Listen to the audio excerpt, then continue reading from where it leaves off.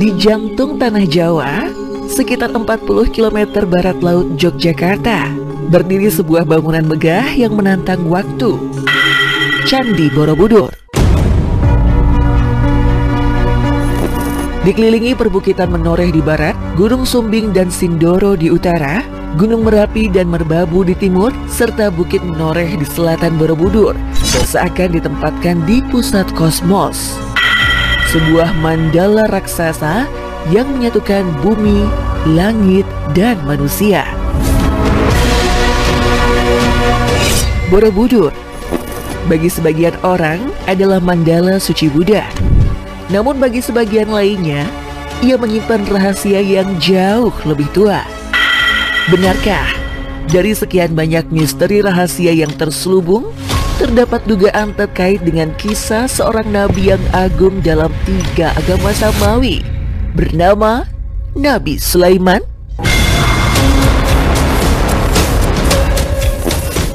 Buku-buku sejarah mencatat, Borobudur dibangun sekitar abad ke-8 oleh dinasti Sailendra.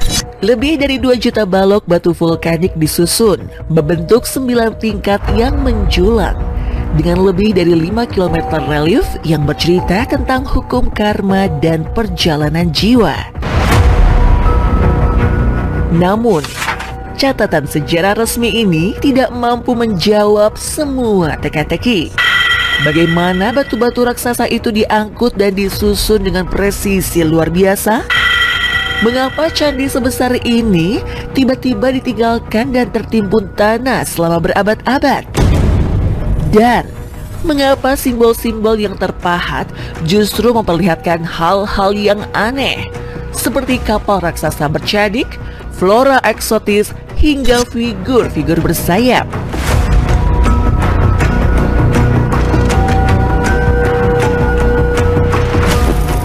Namun, sekitar abad ke-14, Borobudur mendadak ditinggalkan. Perubahan pusat kekuasaan, letusan dahsyat Gunung Merapi, dan masuknya agama-agama baru membuat Borobudur terkubur dalam waktu dan terlupakan. Selama 100 tahun, candi raksasa ini hanya menjadi bukit misterius, diselimuti tanah, abu vulkanik, dan lebatnya pepohonan.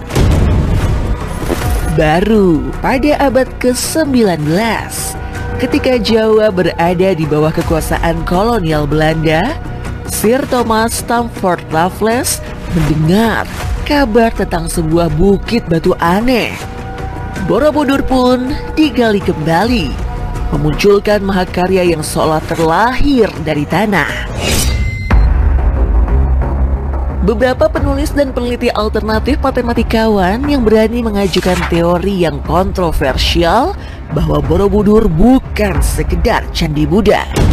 Ia mungkin adalah peninggalan jauh lebih tua.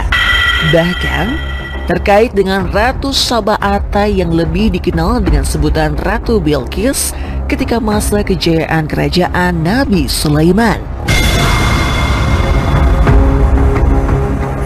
Bukti pertama yang sering dikaitkan adalah dari linguistik. Nama wilayah tempat Borobudur berdiri, Kabupaten Sleman, oleh sebagian penulis dianggap sebagai bentuk lain dari kata Sulaiman. Apakah ini kebetulan? Atau jejak samar sebuah memori kuno yang diwariskan dalam nama? Bukti kedua, relief kapal bercadik besar di dinding Borobudur. Para ahli arkeologi menganggapnya sebagai kapal dagang Nusantara. Namun, sebagian peneliti melihatnya sebagai tanda bahwa Borobudur berkaitan dengan armada maritim Nabi Sulaiman yang dalam kitab suci dikenal menguasai laut dan berdagang hingga ke negeri jauh. Bukti ketiga, simbol astronomi dan numerologi.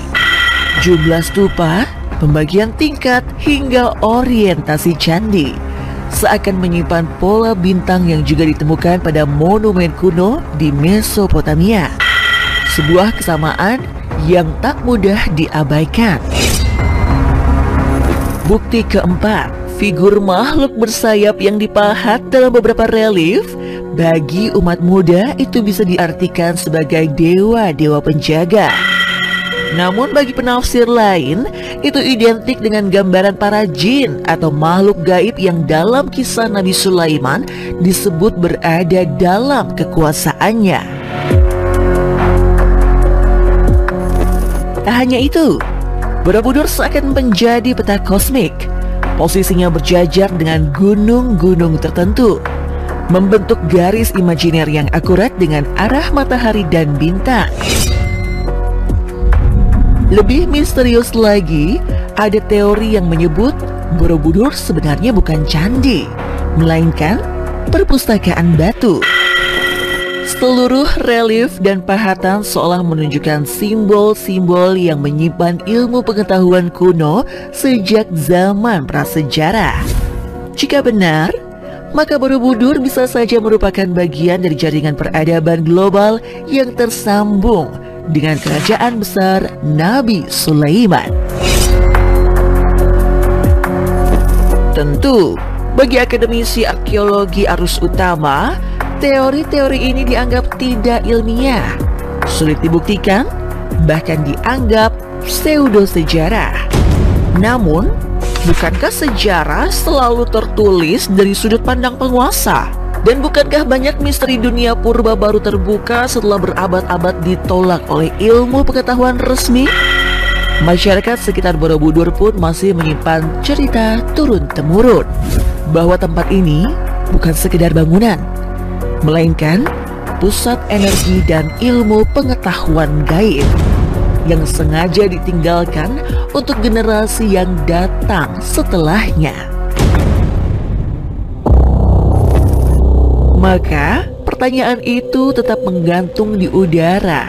Apakah Borobudur hanyalah peninggalan dinasti Sailendra atau jejak kuno yang terkait dengan Nabi Sulaiman? Apakah kesamaan nama Sulaiman, Sleban hanyalah kebetulan? Atau isyarat bahwa kita sedang menyingkap lapisan sejarah yang pernah terhapus?